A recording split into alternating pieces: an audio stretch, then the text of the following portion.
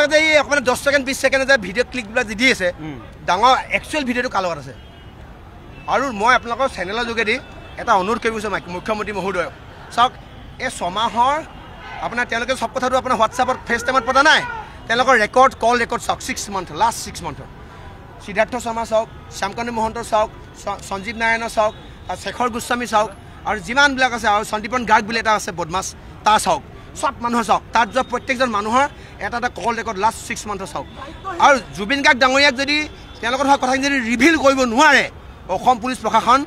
লেপ লৈ শুই থাকক আৰু অসম চৰকাৰে লেপ লৈ শুই থাকক এখন চৰকাৰ এনে কোনো কোচ কাম নাদিলে সঞ্জীৱ নাৰায়ণে কৈছে যে সন্দীপন আৰে চাওক মই বাচিবৰ কাৰণে ঢেৰ কথা ক'ম সব মানুহ এনেকুৱা নহয় ভুলটো ভুল কৈছোঁ বুলি কোৱা ভুলটো ভুল কৈছোঁ বুলি ক'বলৈ এখানে গাটছ লাগিব পুৰুষ হ'ব লাগিব কাৰ পুৰুষে মেনুপুলেট কৰি থাকে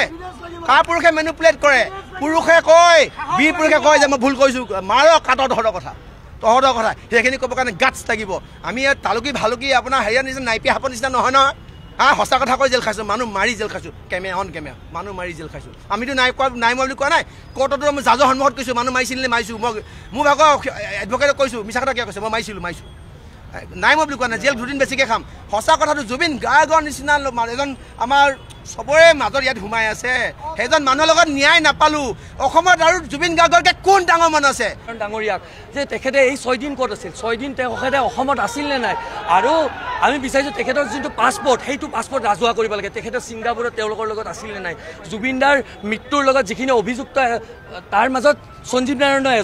এজন অভিযুক্তই কেনেকৈ আজি ৰাজহুৱাভাৱে এনেকৈ সংবাদমেল পাতিব পাৰে আমি আৰক্ষী প্ৰশাসনৰ প্ৰতিও আমাৰ প্ৰশ্ন উঠিছে কাৰণ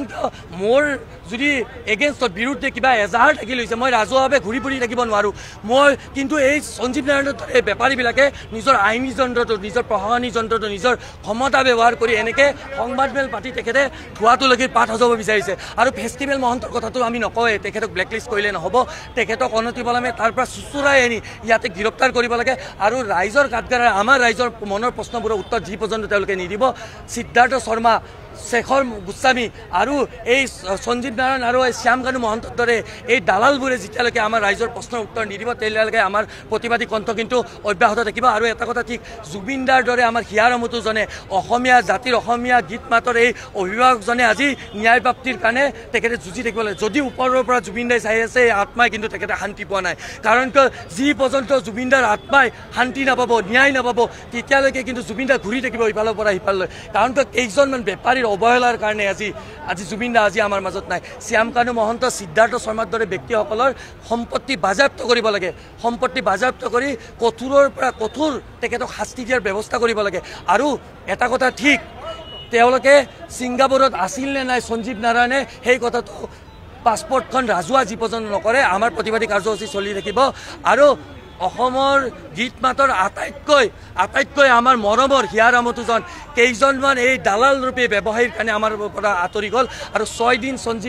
সঞ্জীৱ নাৰায়ণ ডাঙৰীয়াই জুবিনদাৰ খবৰ ল'বলৈ আহৰি নহ'ল তাতকৈ দুৰ্ভাগ্যজনক কথা কিবা হ'ব বুলি মই নাভাবোঁ 6 দিন উকলি গ'ল আজি পৰিয়ালৰ এজন সদস্যৰ মৃত্যু হ'লে বিয়োগ হ'লে যেনেকৈ পৰিয়ালৰ আন সদস্যবোৰ ম্ৰিয়মান হৈ পৰে দুখত আজি তেনেধৰণে সমগ্ৰ অসম আজি দুখত ম্ৰিয়মান তাৰ পিছতো এই সঞ্জীৱ নাৰায়ণ নামৰ এই বেপাৰীজনে চাওক CID তদন্তক লৈ আমি আশ্বস্ত নহয় কাৰণ এইবোৰ ব্যৱসায়ী আমাৰ চৰকাৰৰ বিষয়ববীয়াসকলৰ লগত হাত আছে মন্ত্ৰী বিধায়ক আমি বিচাৰিছোঁ পানী নহকৰা ধৰণে জুবিনদাৰ প্ৰতিটো ক্ষেত্ৰতে ন্যায় পাব লাগে আৰু আমি বিচাৰিছোঁ CBI তদন্ত হ'ব লাগে এইটো এটা CBI তদন্ত নোহোৱা পৰ্যন্ত আৰু এই দুখীবোৰে এই ব্যৱসায়ী এই বেপাৰীকেইটাই শাস্তি নোপোৱা পৰ্যন্ত আমাৰ কিন্তু প্ৰতিবাদী কাৰ্যসূচী আমাৰ অব্যাহত থাকিব আৰু অতিকৈ দুখৰ কথা জুবিনদাৰ দৰে মানুহৰ কাৰণে আমি আজি ৰাজপথ উত্তাল কৰিব লগা হৈছে আৰু সাধাৰণ মানুহৰ কি হ'ব কাইলৈকে এই বেপাৰীবিলাকে ৰোষত পেলাই আমাকো মাৰি পেলাব আপোনাকো মাৰি পেলাব কাক মাৰি পেলাই ঠিক নাই তেওঁলোকে আইনী যন্ত্ৰটো প্ৰশাসন যন্ত্ৰটো ব্যৱহাৰ কৰি তেখেতে যাকে ইচ্ছা অহকে যিকোনো কাম সংগঠিত কৰিব পাৰে আজি জুবিনদাৰ দৰে আমাৰ অসমীয়াৰ অভিভাৱকজনক তেওঁলোকে মাৰি পেলালে পৰিকল্পিত হত্যাকাণ্ডৰ বাহিৰে এইটো একো নহয় আমি স্পষ্ট ভাষাৰে অসম জাতীয়তাবাদী যুৱ ছাত্ৰ পৰিষদে এই বেপাৰীবিলাকৰ এই নিকৃষ্ট কাণ্ড গৰিহণা দিছোঁ আৰু চৰকাৰক আমি দাবী উত্থাপন কৰিছোঁ অনতিপলমে এই বেপাৰীসকলক শাস্তি দিয়া ব্যৱস্থা কৰক অন্যথা কিন্তু প্ৰতিবাদ হ'ব আৰু সৰ্বত্ৰ হ'ব আৰু গোটেই বিষয়টো CBI তদন্ত হ'ব লাগে আৰু ইণ্টাৰনেশ্যনেল কোৰ্ট অফ জাষ্টিচ বুলি এটা বিভাগ আছে ঠিক আছে ইণ্টাৰনেশ্যনেল কোৰ্ট অফ জাষ্টিচৰ তদন্ত হ'ব লাগে গোটেই আন্তঃৰাষ্ট্ৰীয় পৰ্যায়ৰ তদন্ত হ'ব লাগে জয় জুবিন দা